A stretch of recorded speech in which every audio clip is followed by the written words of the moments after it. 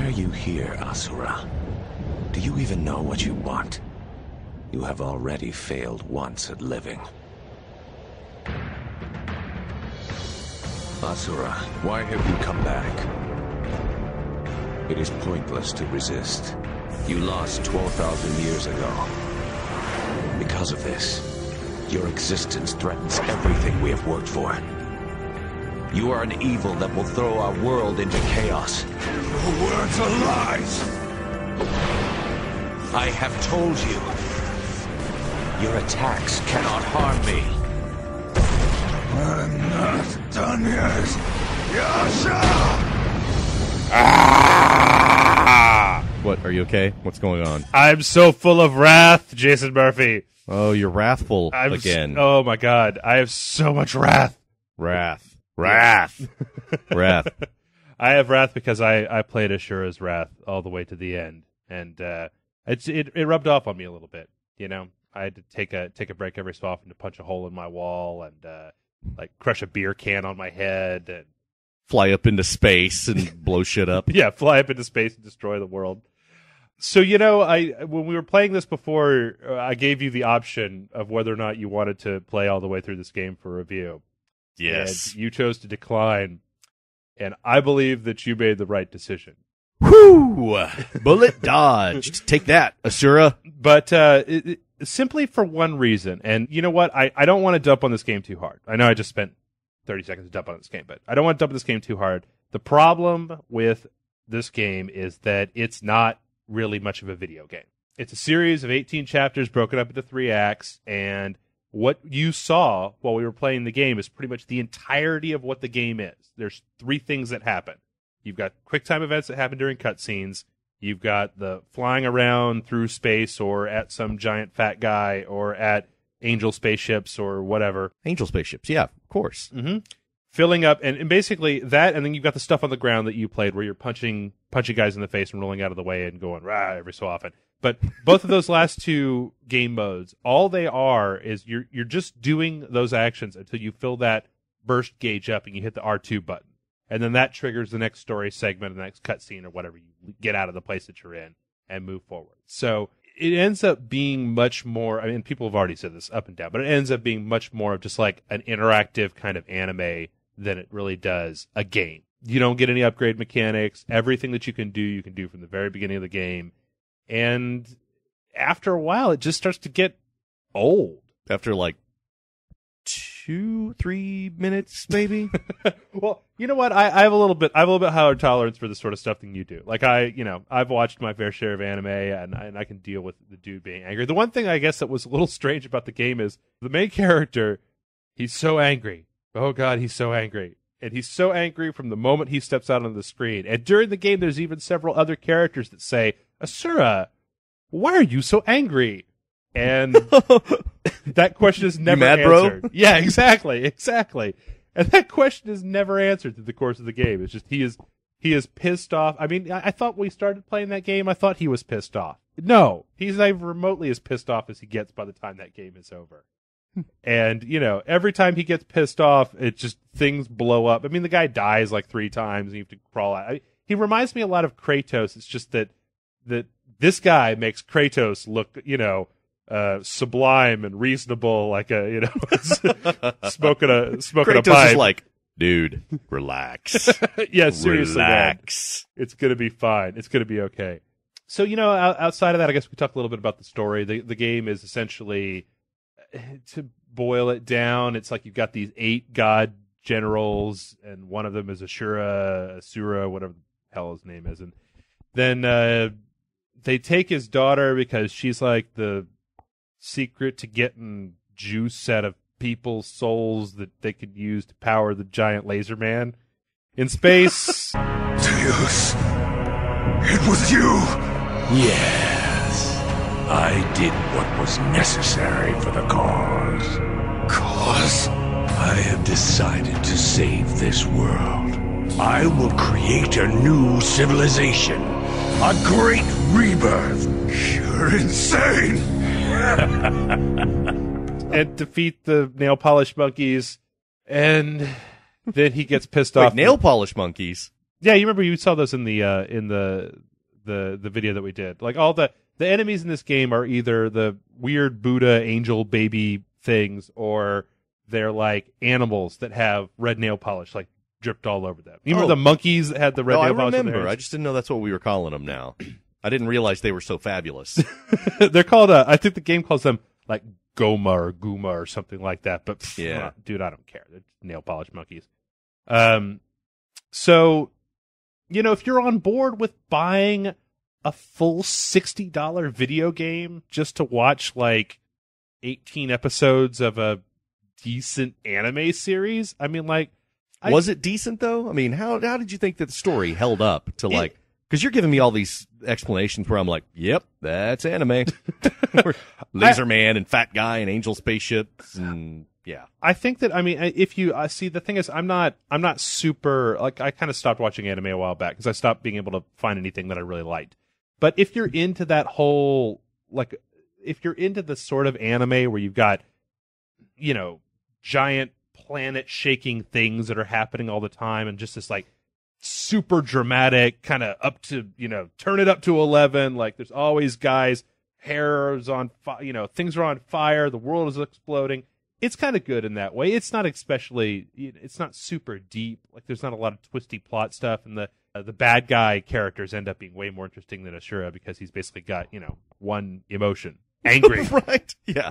Well, it's not Asura's irritability or Asura's happy time at the park. Right. I love puppies! I know that, but the guy is married, and I just tried to picture in my head what the courtship was like. He was like, go out on a date with me! I will destroy you! It was a whole lot of hate fucking.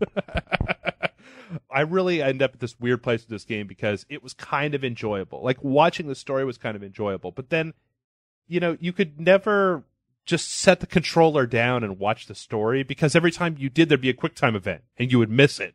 And it would be like, damn it, I didn't get my S rank, which you need S ranks in a certain number of missions in order to actually see the last chapter, the real ending of the game, which is kind of like, yeah, whatever.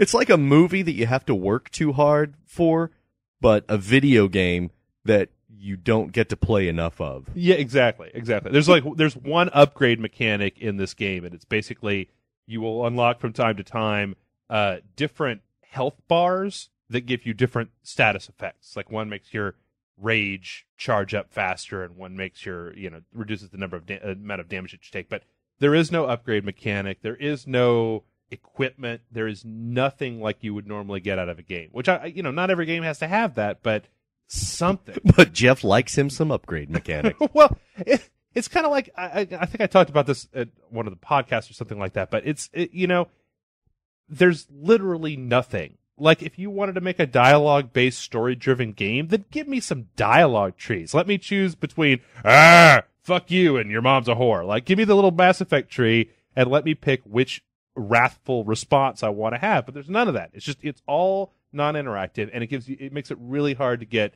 in any way, shape, or form connected to this character because I don't want to keep saying he's just full of wrath over and over again, but that's all he is. He's just pissed off. He seemed very one-dimensional, and it's like, if you're like that all the time, it really starts to kind of lose its power. You got that, like when your parents, if you had the parents that were like always soft-spoken and they rarely yelled, but when they did yell, it's like, oh shit, I got to pay attention now. Yeah. Well, it's like, Asura? No. He's like that all the time. Don't take him seriously. So, he's just like some roided up bro that I've got to put up with. My friends always hang out with or something. Like, he does have bro hair. There's even a part in the game where you end up sitting in like a hot spring with some bikini ladies for really kind of contrived reason, and he's even kind of pissed off there as well. And it's like, oh, come on, man, I can't help you. You gotta meet me halfway at some point here, like just somewhere. Were they fatties? Is that what was going on? Was he mad? He's like, you're showing too much skin for such an overweight girl. No, he kept like one of the. It was this weird section of the game that had no gameplay, but there were like three options. One of them was, drink, or you could chug, or you could stand up. And standing up essentially just consisted of like you're in a first person mode. You just stand up and waggle your junk, and the lady goes, ooh, and then you sit back down again. But every time you do that, your rage meter fills up a little bit more, and then when it gets all the way up to the top, you try to cop a feel. What? Yes. It's Wait, what? it's like, it just kind of came out of nowhere, and then right after that, you get to fight some dude on the moon, and it gets split in half and stuff. Like, it just went right back into Wrath. It was wow. I mean, like, but the thing is that's the sort of thing that you would even see in an anime. You would see a little fan service moment where they, trot out some characters with her tits hanging out, and just that's the sort of thing you would see. But I wrestle with this thing. It's like, make a game or make an anime. Don't make both. Like, even in Heavy Rain, you had to like walk upstairs and shave and go to the bathroom and stuff like that. There was all this stuff that you were doing in Heavy Rain, which is the closest thing that I can think of to this. This is actually bears a closer resemblance to like those old Japanese games that you used to see where it was just like text adventure. Like, yeah, that's what it is. It's a text adventure where, I mean, all you're doing is just trying to move the story forward and see what crazy crap happens. Well, next. it sounds kind of like Dragon's Lair in a way. Sort of, yeah. I mean, it's got that, but it's got that those little game mechanics in it that make it seem like it's a video game. So you can show those game mechanics in a trailer, or if somebody just saw that part where you're fighting, they'd be like, "Oh, it's like God of War." Not like God of War. Nothing like God of War, except for the pissed off guy in the third person combat and the revenge story and a bunch of other things. I'm not gonna get into. Other than that. Other than that, though, yeah. So I don't really know, without going too much more into the story, what else I could say about this game. The game, there's no multiplayer or anything like that. No, right? The only replayability in the game is the game invites you at several points. Basically, every stage you have a ranking based on how long it took you to complete the stage and how many quick time events you hit and how good your fighting skills were. And so the game, it basically invites you to unlock stuff by getting an S rank on every stage. But all you unlock is movies and CG art and concept art and stuff like that, which, I mean, don't get me wrong, that stuff is nice when you're thrown into a game, you get a look at it, but once you get done with this, there's very little incentive to go back and play the game over again. Yeah. And to be honest, if this had just been like a 4 DVD set that was Asuras Wrath, this series, I probably would have enjoyed it more. Well, here's I'm going to put you on the spot. Pop quiz. Okay. In 2 minutes or less, tell us, what is it about? Okay. It is about a bunch of demigods who want to create a perfect world, but they've got to do some bad crap in order to do so. That's basically what the game's about. And one of the main bad thing they do is they take the main character's daughter and hook her up to the giant laser man. And then from that point forward, he comes and basically starts murdering them one at a time. It's basically like a revenge movie. It's kind of like Kill Bill, except instead of hacking people up in their kitchen, they're punching people into the moon. And there's one point in the game where the fat Buddha guy grows like way bigger than the Earth and like points his index finger down at Asura, and it's as big as a city. And then it hits him with his index finger, and Asura blows it up with the power of 6 arms and punches stuff real hard and going an awful lot. So this sounds crazier than a bag full of rabid squirrels.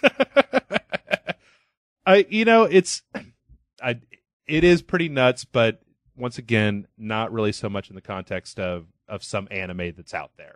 Well, is it based on any existing IP, like a manga or something like that? I don't believe so. The only thing that I can see that kind of makes any sense about the way that this is put together is the team that made it. It's Capcom published, but the team CyberConnect 2 that made it looks like the majority of what they've been making over the last since the PlayStation 2 era has been the Naruto games.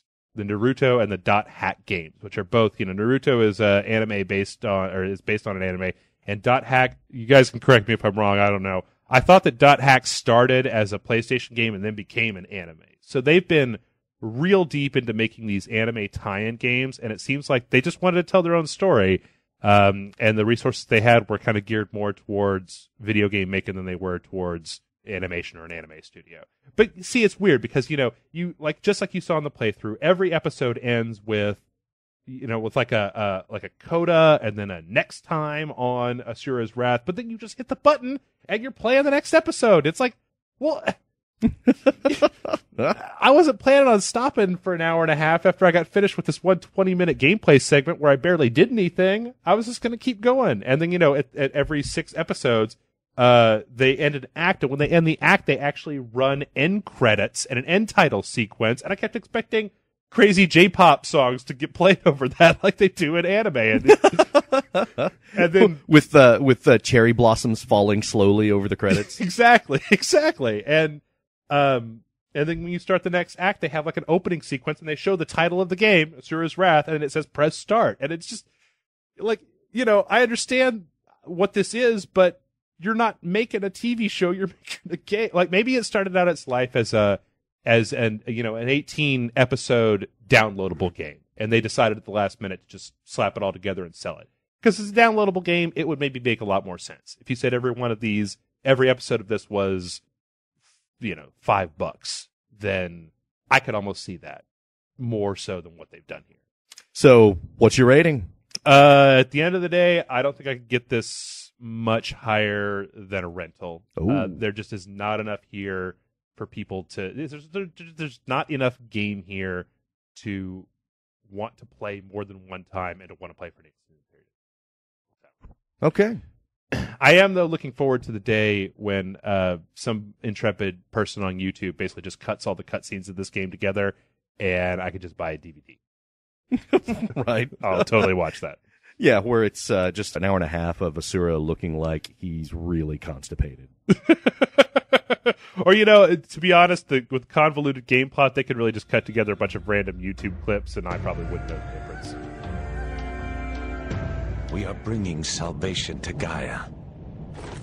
A world like that is not worth saving! Who do you think you are?